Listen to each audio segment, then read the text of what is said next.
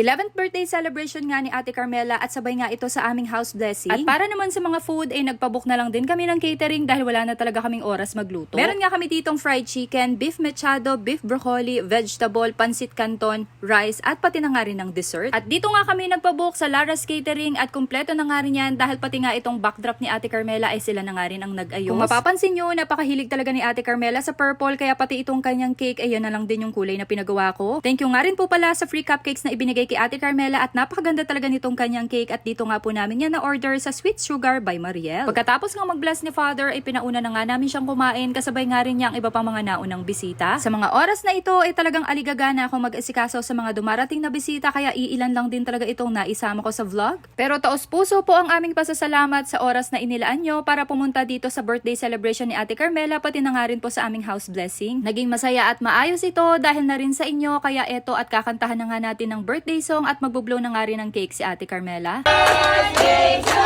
you! Happy birthday to you! Maligaya, maligaya, maligaya, Thank you Lord talaga at nairaos namin ang araw na ito at bago pa man baklasin itong backdrop ni Ate Carmela, eto nga at sinulit na naming mga bemosa.